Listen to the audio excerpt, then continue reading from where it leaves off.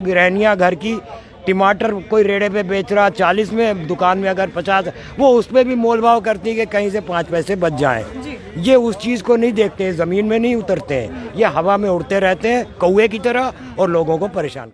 Covid के बाद लोग निकले एकदम घरों से, थोड़ा आज़ाद जैसे हो गए, तो उसके बाद फिर एकदम डाउन हो गया क्योंकि दरबार मुँह आना बंद हो गया। रवैया ऐसा है कि देखिए पहले मतलब गवर्नमेंट थी, लोकल गवर्नमेंट थी, तब भी ब्यूरोक्रेट अपनी मनमानियाँ करते थे। रेवेन्यू इनको इकट्ठा करना है या पॉलिटिकल एजेंडा है कोई, या हम कंफ्यूज हैं इसमें। है तो पॉलिटिकल एजेंडा। वक़्फ़ ऐसा आपको लग रहा है कि पॉलिटिकल एजेंडा? बिल्कुल।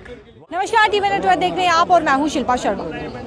वकाफ बोर्ड की बात करें तो उनके द्वारा रेंट जो है वो बढ़ाए गए हैं, और औकाफ दुकानदारों की बात करें तो प्रदर्शन किया जा रहा है और इनका साफ तौर पर ये कहना है कि जिस तरीके से रेंट जो है वो हर 11 महीने के बाद बढ़ाए जाते हैं, उन्हें कम किया जाए। और इन्हीं से बातचीत करेंगे। सर, जिस तरीके से 11 महीने के बाद रेंट जो है वो बढ़ाए जाते हैं, क्या कुछ कहेंगे उस पर? वो तो हम अपनी कंसर्न से मान चुके हैं, ठीक है जी। 11 महीने के बाद जो एनहेंस 10% होता है वो तो दे रहे हैं हम, उसका अभी कोई आउटस्टैंडिंग नहीं है हमारे पास। एकदम हमको ये आता है कि मेरा 1100 किराया है, 11,000 का मुझे नोटिस आता है कि अब आपका किराया जो है वो 11,000 रुपये अगले महीने से देना है।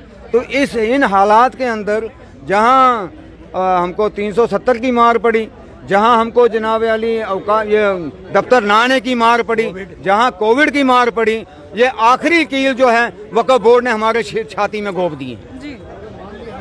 कोविड की जिस तरीके से बात की गई है तो आपसे ही जानना चाहेंगे, कोविड के टाइम पर जितना व्यापारियों को नुकसान हुआ था, क्या वो नुकसान की भरपाई जो है हो पा रही है, हुई है या नहीं? अभी तक नहीं हो पा रही। उस टाइम पर जो दुकानदारों ने माल मंगाया था, जैसे बाहर पंजाब दिल्ली आगे से, वो माल स्टॉक में रहा, थोड़ा थोड़ा खिसकने लगा था। इस साल नहीं, ये कोविड के बाद लोग निकले एकदम घरों से, थोड़ा आज़ाद जैसे हो गए, तो उसके बाद फिर एकदम डाउन हो गया क्योंकि दरबार मुँह आना बंद हो गया। जो असल में हम लोग जो गर्मी में बेकार बैठते हैं, भुगतते हैं, झेलते हैं बेकारी को, वो सर्दियों में 3-4 महीने में कवर करते थे, वो चीज़ बंद हो गई है। और ऊपर से जो हम लोगों के पास स्टॉक है वो निकल नहीं रहा है। एजुकेशन पॉलिसी बदल गई, तो जो किताब वालों के पास जो किताबें थीं वो उनके लिए कूड़ा बन गई, वो कर्जदार हो गए। पब्लिशर तो वापस लेगा नहीं। अच्छा, इसी तरह कोई भी चीज़ हमने मंगाई, आज हर ग्राहक देखता है चमकदार नई चीज़, लेटेस्ट चीज़, और जो रखी रह गई वो तो बेकार हो गई। उसकी हमें असली जो परचेज़ की कीमत है उसको अगर 10% और भी घटा दें, वो पैसे भी नहीं आ रहे हैं।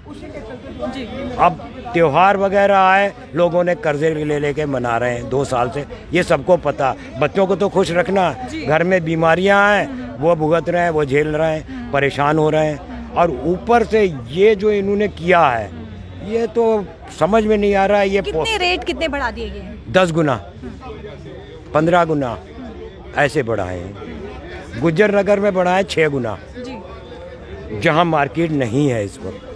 वहाँ आधी दुकान, 20 दुकानों में आधी दुकानें बंद रहती हैं, है ही नहीं। वो बेचारे परेशान होकर बैठ गए। पता चला 2 कहीं सर्विस कर रहे हैं, किसी दूसरे के यहाँ काम कर रहे हैं, नौकरी कर रहे हैं, तो बड़ा दुख भी होता है। लेकिन समझने वाला अगर समझे इस चीज़ को तो बात है।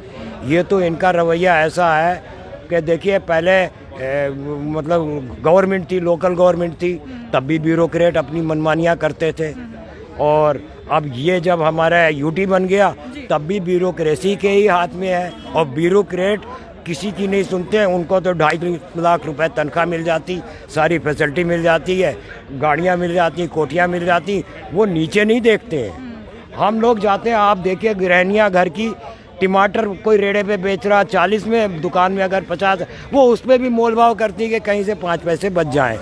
ये उस चीज़ को नहीं देखते, ज़मीन में नहीं उतरते हैं, ये हवा में उड़ते रहते हैं कौवे की तरह और लोगों को परेशान करते हैं।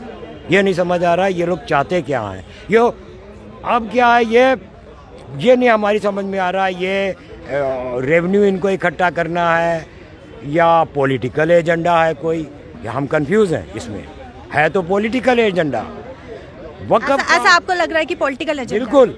वक़्फ़ का जो चेयरमैन होता था या औकाफ का, ये पब्लिक में से लिया जाता था, कोई अच्छे जिसका बैकग्राउंड हो उसमें से लिया जाता था, वो मेंबर लेता था। और 2 मेंबरों से नहीं चलता था ये, 2 श्रीनगर ले लिए, 2 यहाँ नहीं, हर डिस्ट्रिक्ट से एक लिया जाता था, एक मेंबर।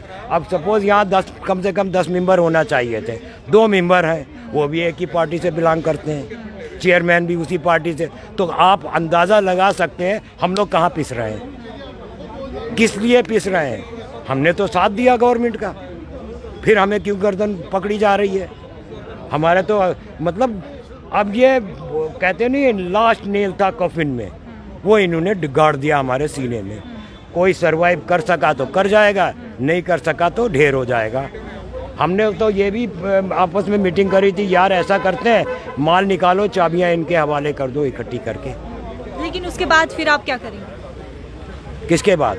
जब आप माल सारा सड़कों पे मरेंगे, पता चलेगा। फिर एक ही चीज़ थोड़ी, आज एक कौवा भी मरता पूरा इंटरनेशनल मीडिया दिखाता, पता चलेगा। तो ये ब्यूरोक्रेसी गवर्नमेंट को बदनाम कर रही है, ये नीचा कर रहा है, ये औकाफ को डिस्ट्रॉय कर रहा है। ये जो अथॉरिटी बैठी हुई है, औकाफ आज की नहीं है, ये 150 साल 200 साल पुरानी है। 47 के बाद जो था इसको वो करा गया, क्या कहना, ऑर्गेनाइज किया गया, क्योंकि माइग्रेशन हुई इधर की उधर की, जो कुछ भी हुआ वो हिस्ट्री है। उसके बाद जो भी प्रॉपर्टी कस्टोडियन में या औकाफ में आई, वो ये तय पाया गया, जो यहाँ पर आते हैं गवर्नमेंटों ने फैसले लिए, इनको दे दो, इनसे किराया लो, और जो स्टाफ है उनकी तनख्वाहें निकलेंगी और इसकी मेंटेनेंस रहेगी। वो क्या हुआ कि उसके बाद जो भी उसमें गवर्नमेंट चेंज हुई, उसने औकाफ पे हाथ मारा, धर्मार्थ पे हाथ मारा। धर्मार्थ में तो ऐसे लोग थे जो जागे हुए थे, लेकिन औकाफ को आप देखें जम्मू में, गांवों में, देहातों में बड़े बड़े पॉलिटिशियन लोगों ने, और वो पाला बदलते रहे, जो हुकूमत आती थी उस तरफ गए, अपनी वो बचाते रहे, और हमारे जो थे गले कटने लगे।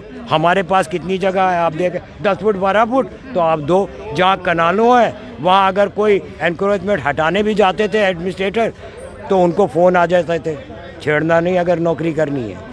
तो ये हालतें औकाफ की कर दी इन्होंने। क्या अपील क्या करना चाहेंगे सरकार से? हम तो ये कहना चाहेंगे कि इस वक्त प्रेजेंट टाइम में जो हम मरे हुए हैं, आप हमें और ना मारें, इसको रोल बैक करें, जो आपने नोटिस निकाले या आर्डर जो भी है। हमारा कन्फ्यूजन ये है कि कहते हैं आपका सितंबर से बढ़ेगा और 2018 से भी रिकवरी होगी, जबकि हम पे करते रहे, औकाफ उतने ही ले रहा जितना लेता था।